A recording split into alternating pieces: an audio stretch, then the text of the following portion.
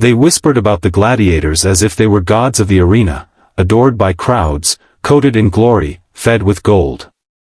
But no one spoke of the women beneath the arena, held in the shadows where the sunlight never reached. No one dared to speak of what the gladiators, desperate, wounded, starved of freedom, became when the chains tightened around their minds. And no one imagined that the greatest rebellion Rome would ever face would begin with a single woman who refused to break. The world above roared with celebration. A crowd of 50,000 thundered in the Roman Colosseum, chanting the names of men who were half hero, half prisoner. Dust rose like smoke from the arena floor, carrying the metallic tang of blood into the upper rows.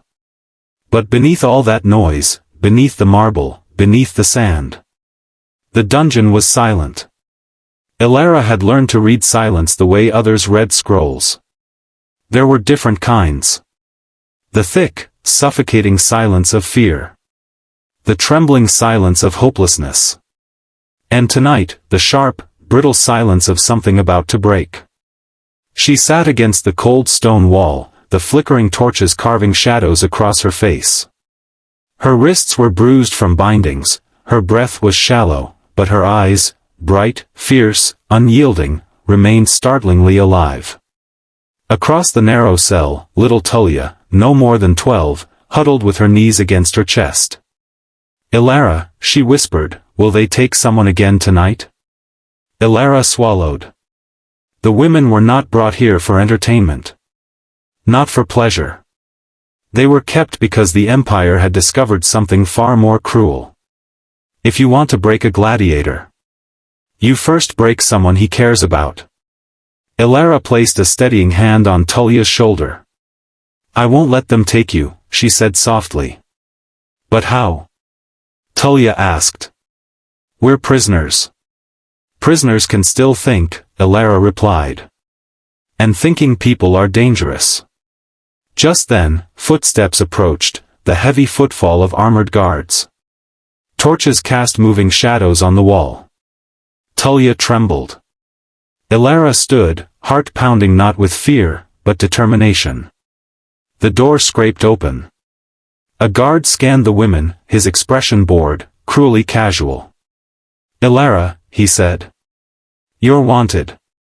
Tullia gasped, clinging to her. "No, don't." "It's all right," Ilara whispered. "Look at me." Tullia did. "Nothing they do will decide who I am. And I'm coming back." Ilara let herself be pulled into the corridor. They took her past the cells of weeping prisoners, through a maze of stone and iron, finally stopping at a wooden door marked with a large carved X. The guard pushed her inside. A lone figure waited there, tall, broad, scarred. Dacian. Rome's champion. The undefeated. The crowd's obsession. And the Empire's most valuable prisoner. The second he saw Ilara, something in his face shattered, something he hid from everyone else. "Ilara, why you?" His voice trembled with rage he kept buried. The guard smirked. "Fight harder tomorrow, Dacian. Or the girl pays the price." The door slammed shut behind them. Silence. Dacian's fists shook. "They'll destroy you to control me." "I know," she said. "You shouldn't be here. Neither should you." He stared at her, not with pity, but with a dawning horror at the empire he'd spent years bleeding for in the arena. And it was in that moment that a spark was born. A spark neither the emperor nor his guards could see. The spark of rebellion. The next morning, the Colosseum was louder than thunder. Trumpets blared. Crowds surged. Hundreds of gladiators were marched into the arena to fight a staged war meant to entertain Rome's elite. But Dacian was not among them. He stood at the gate, breath heavy, heartbeat wild. Because today was the day he had decided. No more. He looked at the guard captain, the one who had threatened Ilara, the one who treated human lives like pebbles on a game board. Dacian stepped forward. "I'm not fighting." The captain laughed. "You don't get to decide." Dacian seized him, pulling him across the bars. The crowd didn't see. The trumpets drowned the scuffle. But the prisoners in the lower levels heard everything. "Listen to me," Dacian hissed. "Bring Ilara here. Now." A blade rose. Guards rushed him. But Dacian had fought lions and lived. He had battled seasoned warriors and stood undefeated. Yet this was different. He wasn't fighting for survival. He was fighting for freedom, for Ilara, for Tullia, for every forgotten soul in the shadows. The guards finally overpowered him, beating him until he fell to his knees. The captain spat blood onto the ground and laughed. "Defiant now? We'll see what's left of you after she screams." Those words flipped a switch inside Dacian. He got back up. And he didn't rise alone. One by one, the gladiators behind him, men with broken spirits, battered bodies, and nothing left to lose, joined him at the gate. "Open it," Dacian growled. "Stand down," the captain barked. But the gladiators didn't stand down.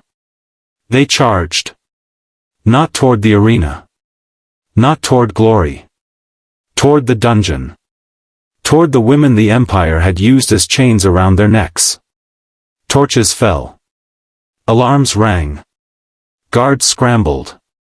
The lower corridors filled with shouts, metal clashing against metal, flames catching on old ropes and wooden barrels.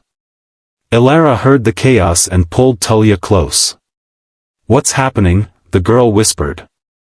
Ilara smiled, the first real smile she'd had in months. "Hope," she said. "That's the sound of hope." Moments later, Dacian burst into the dungeon, bruised, bleeding, but alive, fierce, unstoppable. Ilara. Dacian.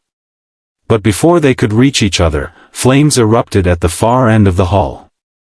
Smoke billowed. Prisoners coughed. Guards shouted. And the ceiling trembled. Dacian grabbed Ilara's hand. "We're getting out," he vowed. "Not just us," she insisted. "All of them." He nodded. Together, they began unlocking every cell. Every woman. Every child. Every forgotten life Rome thought it owned. For the first time in years, the dungeon was filled not with fear, but with freedom. And as the first stones of the collapsing corridor began to fall, Dacian lifted Tullia into his arms and shouted. "Run!" It was the day the Colosseum fell silent. The day Rome learned that even the most powerful empire cannot imprison the human spirit forever.